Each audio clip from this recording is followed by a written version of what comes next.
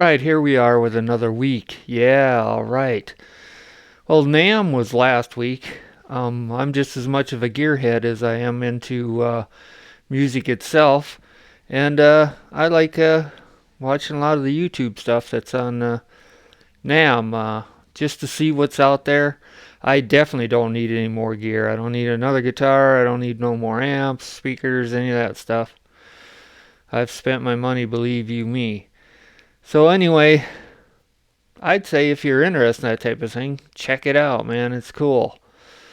All right, so this week I'm going to try, and the emphasis on try, to explain what is a motif. I've looked at several different things on the internet. Some of us say it's like a theme, some it's an idea in which you build upon. There's many different ways of explaining it depending on what point of view you're going to go with and who's telling you this or that. And YouTube has got plenty of stuff on there. Some of it's good, some of it's not. You just got to use your own best judgment on it. So I'm going to go on the basis of the stuff that I think is good information and the stuff that is the last master class that I just had from a professional guitar player. I didn't have it. I bought, I should say. It was made for other students. He just made it available for sale. My biggest thing is I just try. I don't care where I get my information from. What instrument that person plays, where they don't play an instrument. Maybe they're in this instance they just write music. You know, whatever. I just try to use my best judgment. Fact check whatever they say. Bounce it back and forth. Try to get as many opinions as I can, and find out which ones support each other. So if there's a lot of contradiction in one of the pieces of information I get, I don't really take that as too much information. If you find 3, 4, 5 other people that kind of use a different way to explain it and the other one doesn't sound right. Now everybody uses different language too, so that's kind of the hard thing when it comes to a lot of things. Music is the same. That one person will say it this way and another person will say it this way, like a major third or a flat third or a minor third or yada yada yada. You got to kind of figure out what are they talking about. Are they talking about just a regular third or a flat three? There's all kinds of ways to explain things. But anyway, enough rambling.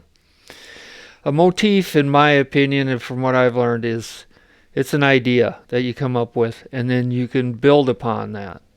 You use it, you can turn it around, you can do all kinds of stuff. There's people that say, you start out with the basic motif. Then there's the inversion. Then there's the retrograde. Then there's the retrograde inversion. I mean, that's some language that is used.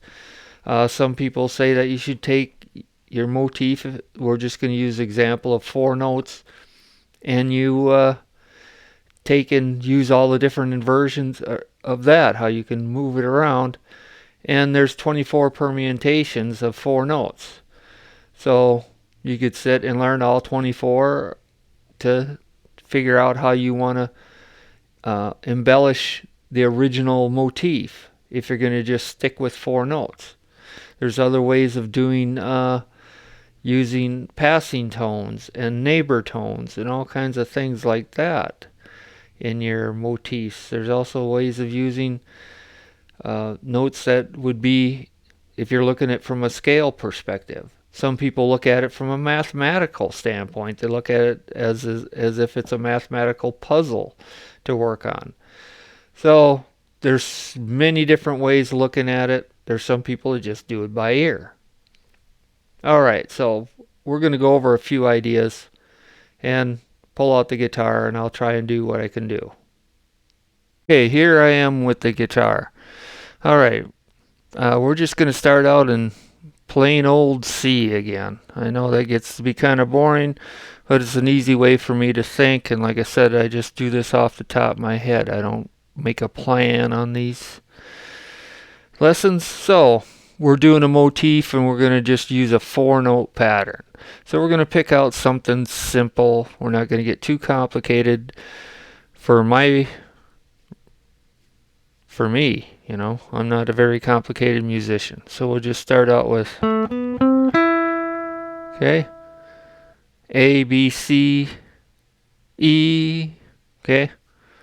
All right, so now they're talking about doing all kinds of inversions and retrograde and all that. I'm not up on those, so I really don't want to talk much about that. I just was watching a YouTube site called Music Matters, and a person named Garrett, I believe, teaches music, and he seems to be pretty competent. I rely on his information a lot of times, so I'd say at least check it out and see if you think the information is correct. Okay, so anyway, he talks about how you can use any of these notes here in using what's called passing tones. And he was more or less talking about, you know, the normal trick of either going a half step down, a half step up, and then back to the motif note that we're using in this instance. So, I mean, we could, to make this a little fancier or not quite so plain all the time, we could go something like that. I just added the F in there. Okay, we could do something like, okay, so now we're getting beyond the 4-note idea, but things of that nature. Some people call those enclosures, where you come from behind the note up to the chord tone, or in front and then back. If that's the language you want to use an enclosure, go ahead and use it. In this instance, we're just using it as a passing tone to come from one to another. So that helps add in some extra ideas that will work, you know, chromatically. Now there's other notes we could use if we were going to look at this from a scalar perspective. Also, you know, we could add in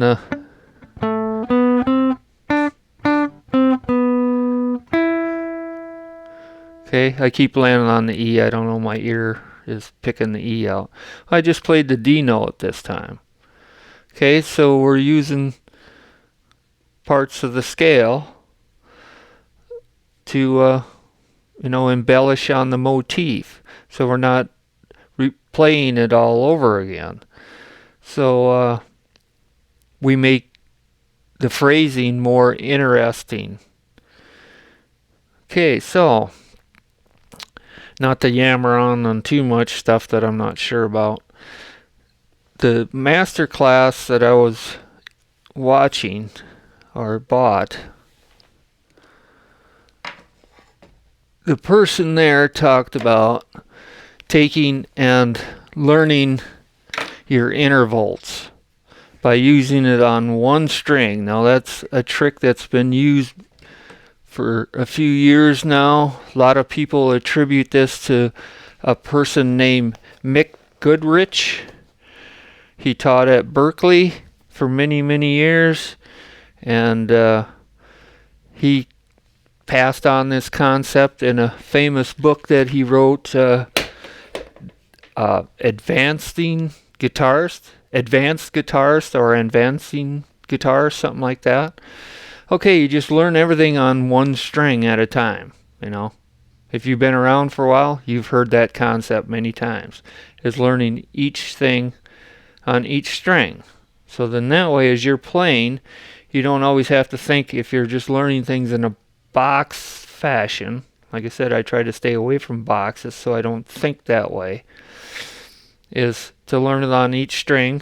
This is a 24 fret neck, so go all the way up to here, because once you start soloing and improvising, you're probably going to want to play some of these higher notes too. So use the whole guitar so you understand and be able to think of it the same, even though this is the same from here, the 12th fret, to hear the 24th fret, you know. In my opinion, it's good. If I learn something up here, I try to transpose it down here and play the same thing so I get used to it. So anyway, then the person giving the master class said that that was a good idea. He called it, as thinking of it as 6 individual pianos. So you can stay out of the box. You know exactly where it goes. And he was coming from the angle of not thinking it so much from an intervallic standpoint, of thinking of it from a sound standpoint. You know, not thinking of it as from a mode or a scale, but as how it sounds and how the notes relate to one another. So when you're making your motif, you're picking out that sound that's in your head already, or as you're playing, you're going, oh, that sounds cool. Okay, well, since I made that an idea, what if I do this? And it keeps it more musical. So as I say on all my lessons so far, that I'm just trying to pass on the information, trying to share it as it goes, and improve myself as a guitarist and a musician.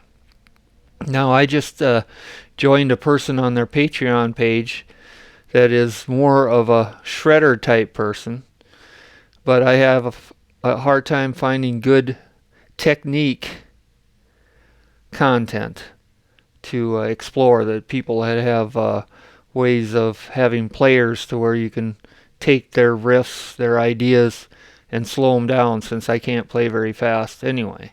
My goal in playing is to be more fluid than fast. I'd rather be able to play fluidly all over the neck and sound musical than worry about if I'm playing 50,000 notes a second. That doesn't really impress me that much. But a little speed is nice, to throw in a little flurry here and there every now and then, or in your phrasing to help, especially if you're playing an odd time signature and all of a sudden the drummer takes off with a and you want to kind of follow along. All right, so I hope you've had a good week, and peace.